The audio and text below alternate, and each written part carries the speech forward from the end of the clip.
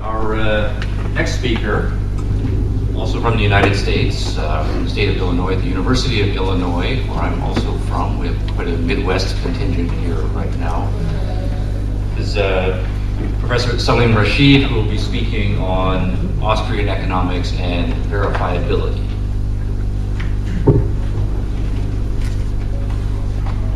Could we have some light? Yes. Thank you. Thank you. I greatly appreciate this opportunity to present what I think are very unorthodox views. And apart from the Austrians, I don't know many other people who would want to listen to such unorthodox views. So I want to begin by giving my thanks. And I have no technological abilities. Whatever else around here is there. I shall only be talking. The question that bothered me most about the Austrian position, when I have been reading about it off and on for many years, is the claim that we can know all the relevant facts of economics a priori. And somehow that seemed to me to be extreme, and I tried to keep sort of in touch with it to find out what the basis of it was, especially since I have a particular liking for Murray Rothbard's views on the history of economic thought.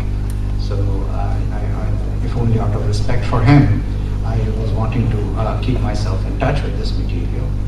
And my primary interest in economics is in development economics. And one of the things that bothered me over the years as I studied development economics is some of the findings that orthodoxy provides for us. For example, there's a famous paper by Levine and Renaud in the American Economic Review, which looks at what are the factors that seem to cause economic growth. And they looked at all the usual factors like exchange rate stability, openness of the economy, measures of good governance, and they found that almost none of them were reliable. Almost all of them changed sign, became insignificant, doubled in magnitude if you changed the time period, if you used a slightly different measure of openness, or if you changed any of the other very reasonable forms that you need for the definition. Later still, William Easterly, in his book on the elusive quest for growth, he goes through a great many measures that are commonly supposed to create development, and he shows how several of them simply don't work. The obvious one is foreign aid, but the less obvious one is education. He showed that for all of Africa, there is virtually no correlation between increases in education and growth. Now, the problem I have with all this is to say this following. Suppose this result is true. What does it tell us?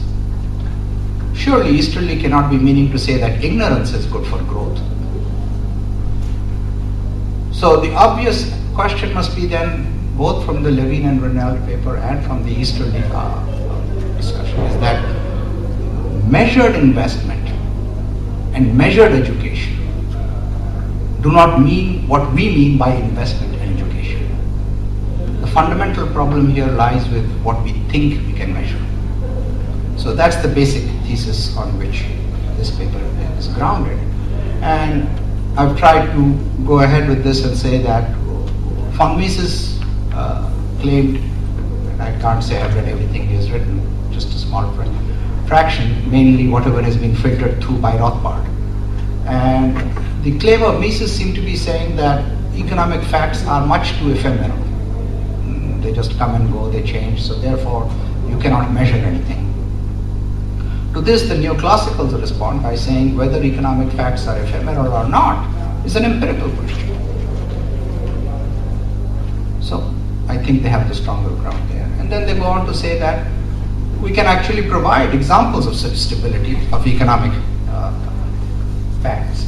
And this minimal level of economic knowledge or factual knowledge is essential if we are to make any predictions whatsoever. What is the impact of interest rates on savings? Does it increase or decrease? obviously there's an income effect, there's a substitution effect, and unless one overcomes the other, we don't know. So we need to measure what's the claim.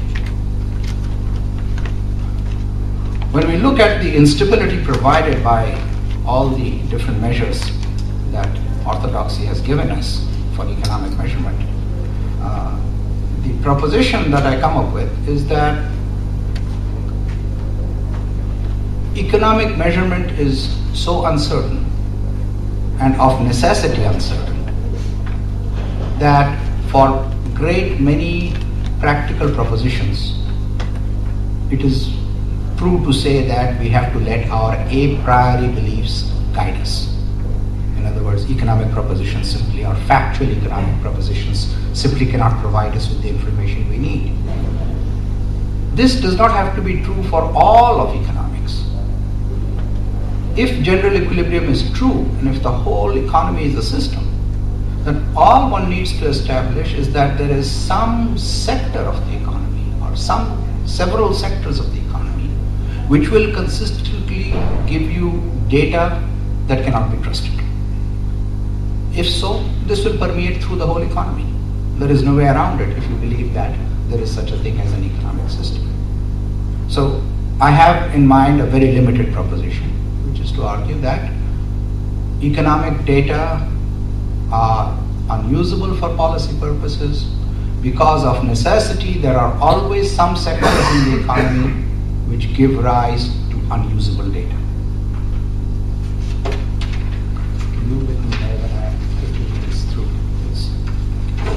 So the paper that I have written, I have deliberately written a very long introduction because people don't like to read whole papers, very understandably. So everything that I have to say is in the introduction. All the rest is just following on from there. So if you bear with the introduction, I hope you will be done with the paper. So the first point about the fault of neoclassical economics is that it does not take into account the fact that there can be persistent, unpredictable areas or lacunae of data, and this should be sufficient to make all economic data unreliable for policy purposes. Secondly, what the orthodoxy does not take into account is that those facts that they claim to be stable lack detail. There is a theory called the gravity equation for trade, which kind of says that different countries' foreign trade attracts each other like gravity. And they use this to make up an equation which they then test. Yes, it is testable, it is stable, but at the level at which it is stable, it is gross. You cannot use anything to predict detail from it. So it is so gross that I quote later on, just fortuitously, this is, if you believe in the invisible hand, this is the invisible hand working. As I was writing the paper, there was a paper called the balls and bin model of trade, which said that let us try and predict individual exports in various countries, particularly in the United States. And it said that individual exports in the United States are so random that you might as well predict it by using the model of a balls and bin. In other words, there are a number of bins lying around and you throw balls into them at random. And this balls and bin model fits the data better than any of the existing models. So they said this shows that insofar as our data mean anything, it can only mean anything at the gross or the aggregate level. We have no control over individuals or even more finely looked at aggregates or industries, and therefore it shows that in essence the orthodox program of obtaining stable data comes to a halt.